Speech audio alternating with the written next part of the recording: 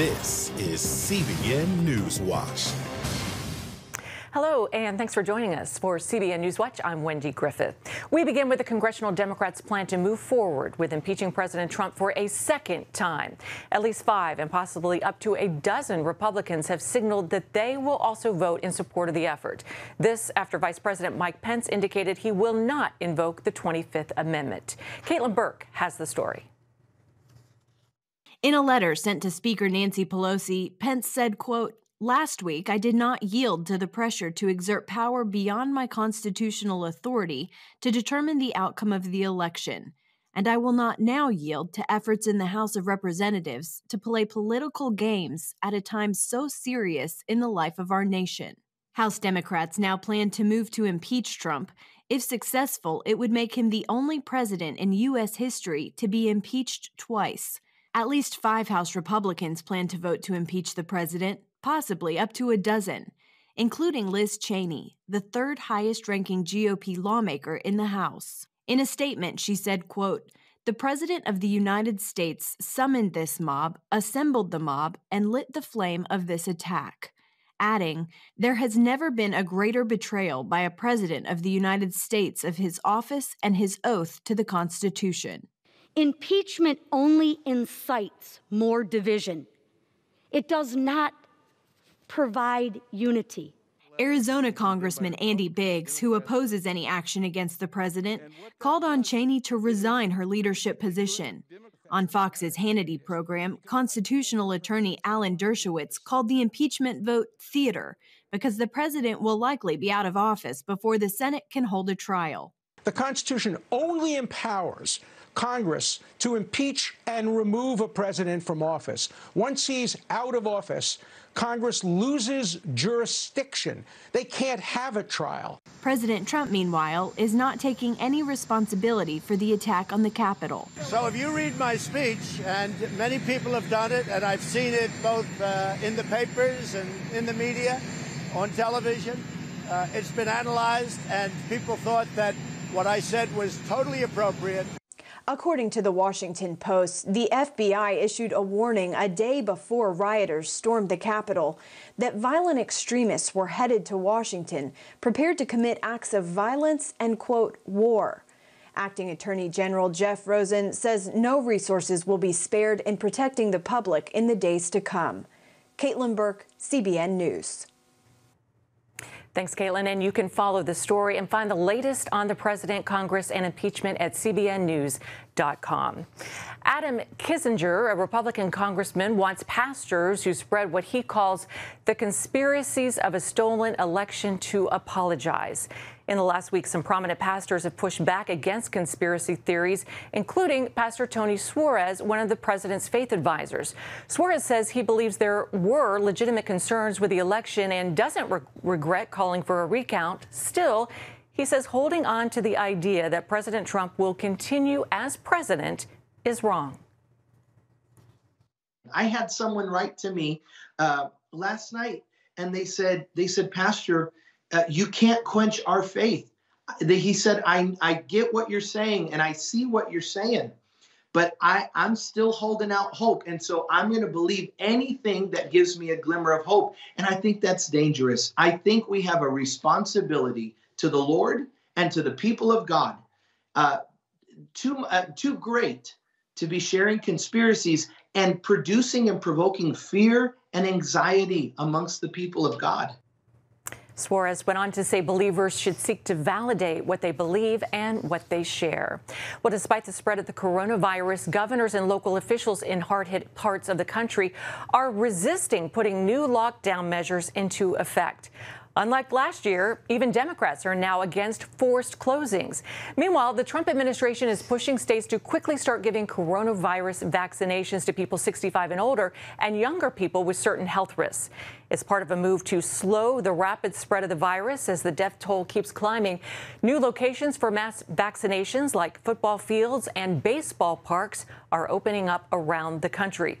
But red tape and staffing shortages have meant some states have been slow in getting the shot delivered to people.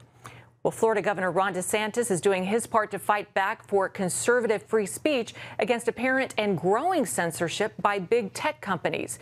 Red State is reporting he and his staff are working to divest state funds from companies like Apple, Amazon, Facebook, Google, and Twitter. Well, signs of that censorship by YouTube, the media giant, not allowing President Trump's channel to upload his videos for at least 7 days, are citing concerns over more violence following last week's riots. CBN's Heather Sells spoke with Ken Blackwell of the Family Research Council about the growing threat to free speech. There's a real lack of consistency by those big tech companies.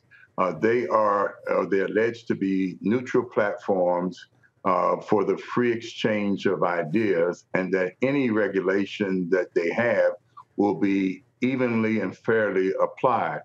Well, these are platforms that still allow for dictators and tyrants from other countries to communicate their messages freely. And now all of a sudden, they're starting to ban a platform or dismantle a platform that is in effect competition to them. I think this is a clear case for antitrust action. These folks have just eliminated a competitor, and that is to the detriment of consumers that benefit from fair competition. But it also is a direct amounting of evidence that these folks are acting as private businesses. They should not be protected by the Telecommunication Act, Section 230, which provides them with impunity because they are just a platform. Well, they are not just a platform now. They're acting as publishers, and they shouldn't be given any more protection than the editorial pages or publishers of the Wall Street Journal or the New York Times. Well, it's interesting, this talk of antitrust, because, of course, Democrats will control both houses and the White House at the end of this month. Do you see much bipartisan conversation around this? Any hopes that this might actually take place?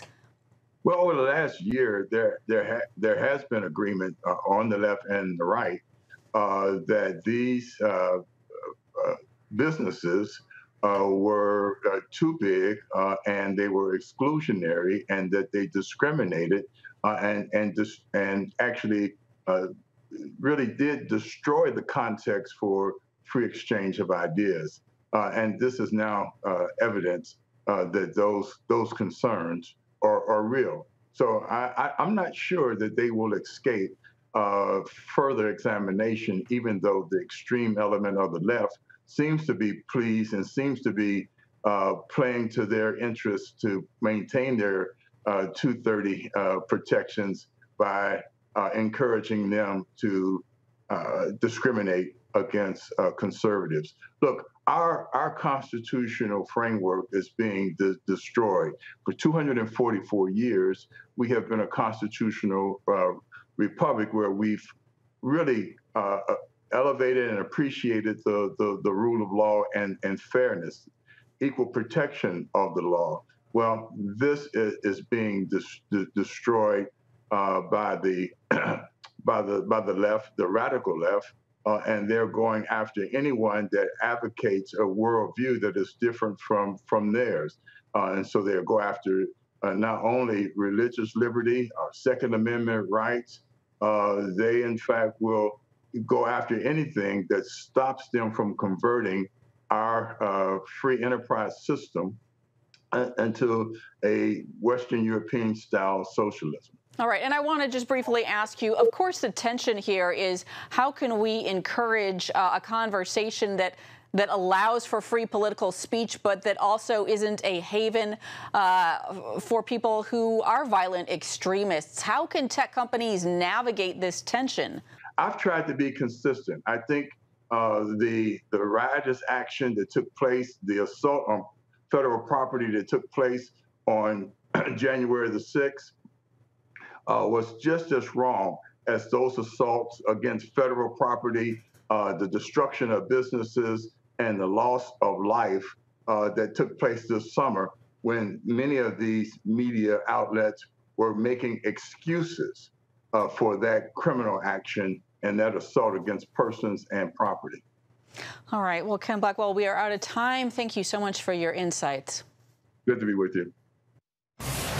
He was right on. Well, coming up, a decision by the Israeli prime minister that could get relations with the new Biden administration off to a bad start. To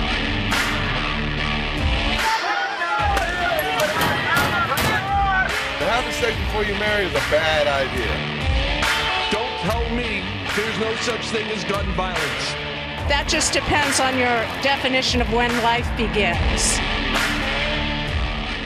Watch Dan and Dale tackle trending topics that test your faith on the next Faith Wire, Monday night at 9:30. The Global Lane takes you around the world, providing facts over fiction. What might rising trade and geopolitical tensions mean for you on the home front? With over 45 years of experience, award-winning journalist Gary Lane brings you the truth from a global angle. What about the issue of immigration? World news analysis you won't see anywhere else. And it's all right here on the Global Lane. Watch The Global Lane, Thursday night at 9:30.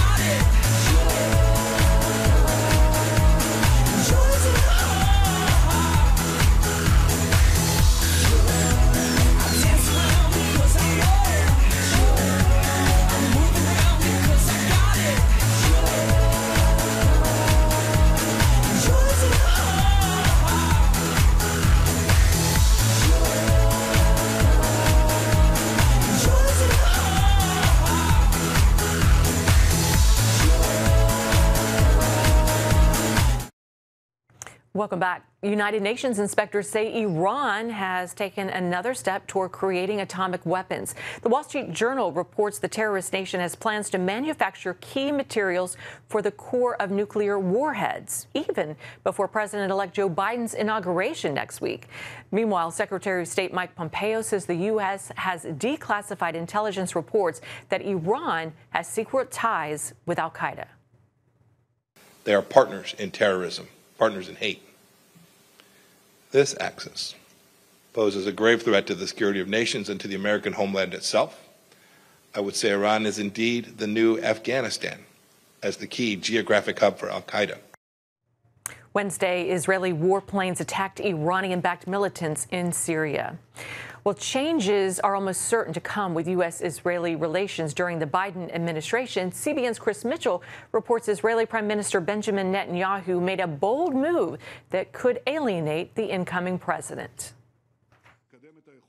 The move in question, Prime Minister Netanyahu's authorization to build hundreds of housing units in Judea and Samaria. It's important to understand that now we are entering a more difficult time with President Biden, who will soon be coming into office. So Netanyahu is trying to take advantage of the moment before Biden takes office to create a few facts on the ground. Netanyahu has his own political concerns as well, with Israel facing another election in March. One way of getting support from the right-wing voters is by announcing there's going to be new building in Judea and Samaria. Reclaimed during the 1967 Six-Day War, Israel considers Judea and Samaria its biblical heartland, promised to the Jewish people by God.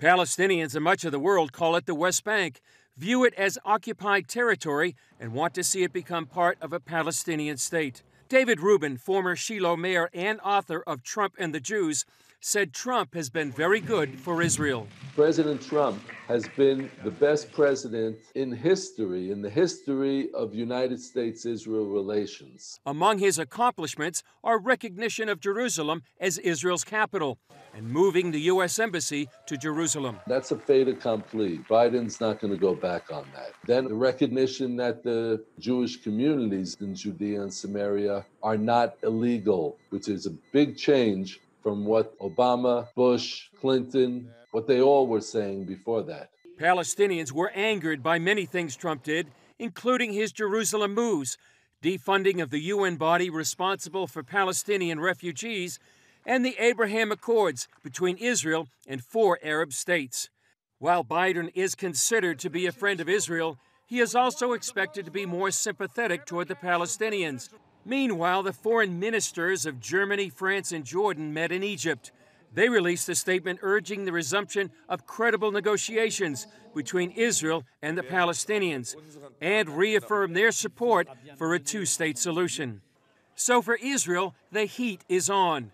Some fear the favor Israel had with Washington during the last 4 years is likely to be replaced by pressure the Jewish state felt before Trump took office. Chris Mitchell, CBN News, Jerusalem. Thanks, Chris. Still ahead, a sign of appreciation for the U.S. Capitol Police after last week's violence. Want to be a part of a community that inspires your spiritual growth while winning prizes? The all-new MyCBN app. Connect with the community for prayer and encouragement. Track and set spiritual goals. Enjoy conversation starters with friends and family. And collect points to win prizes. The all-new MyCBN app.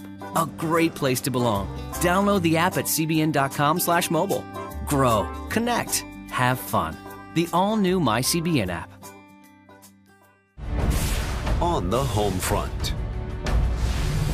Thanks for joining us for CBN's On the Home Front, where we highlight what the men and women of America's military do to defend our country. CBN honors the men and women in our military with an initiative called Helping the Home Front. It partners with churches across the country to meet the needs of their military families, from repairing homes to wiping out medical bills for wounded veterans. Watch On the Home Front today at 2:30.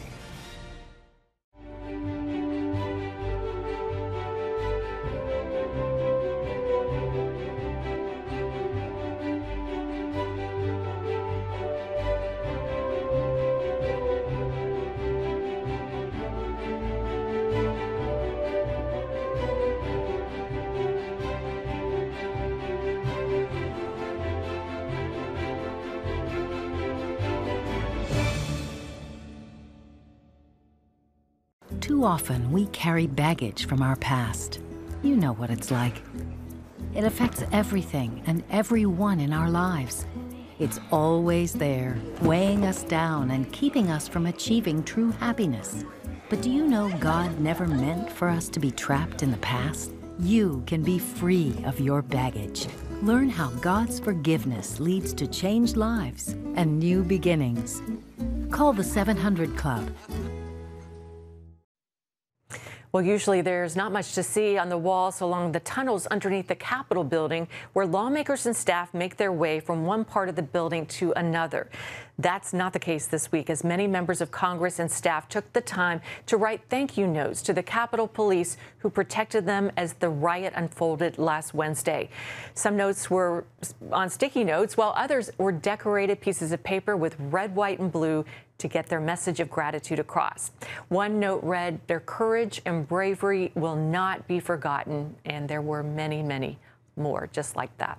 Well, our video journalist Mario Gonzalez took those thank you note photos. He was also at the Capitol a week ago when the violence broke out, and our John Jessup asked Mario to walk him through that day and tell us what it was like. You were up on Capitol Hill way early Wednesday morning. Can you describe the scene? Because we knew that it was going to be a big day, I had to get there early.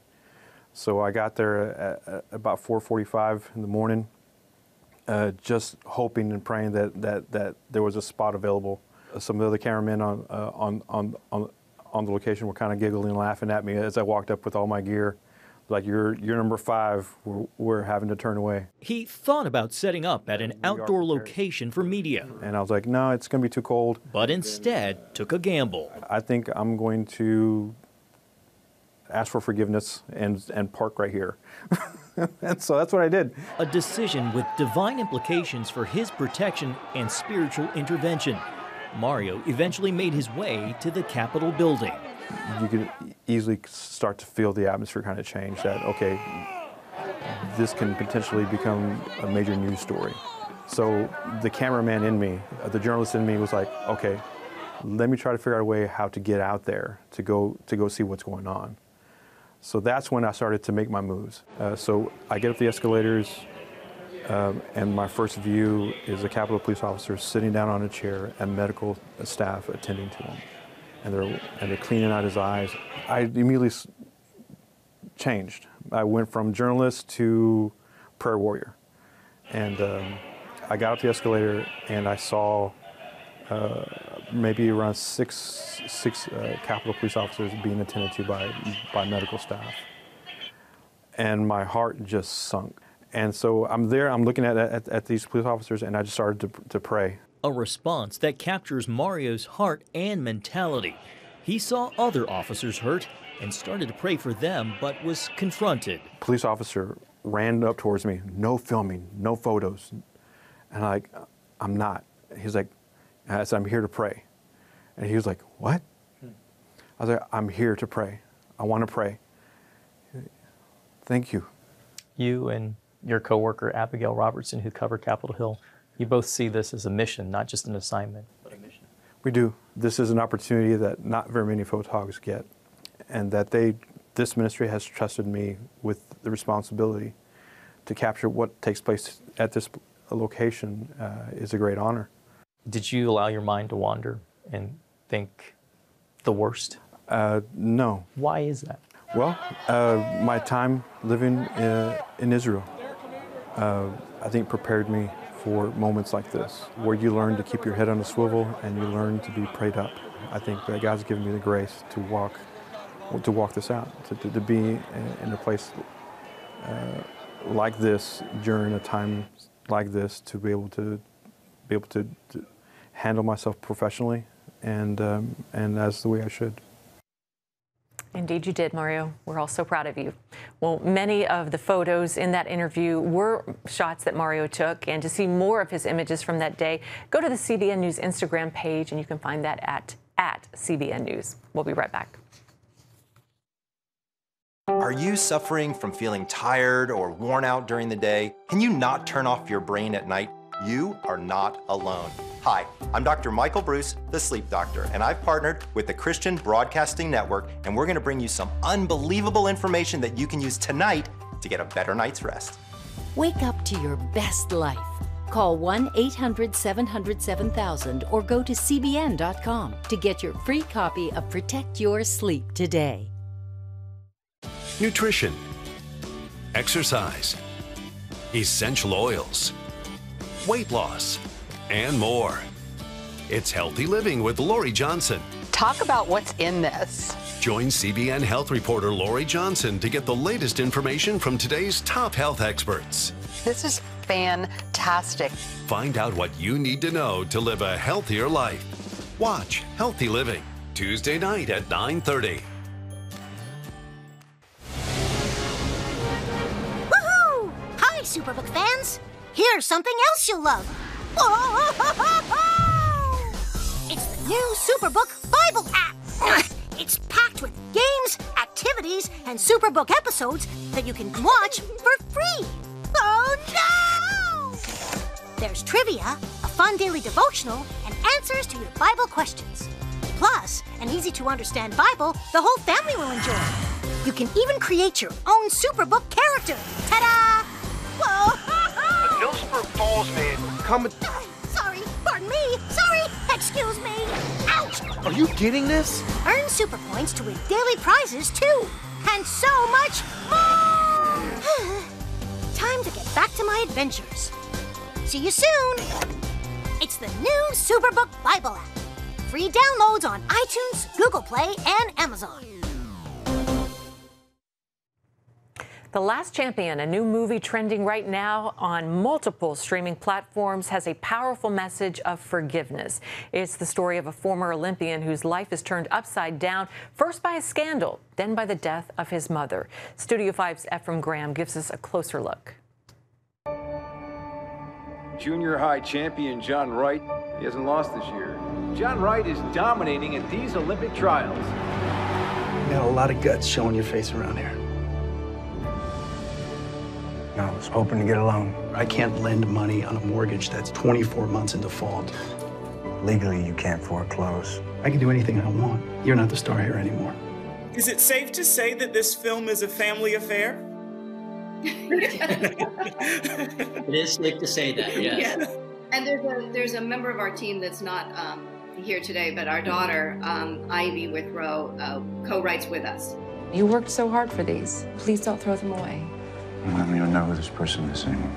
I know him. I think there's an opportunity for you to do the right thing for this town, and I can help you find a way out of your mess. By coaching the team. That's right.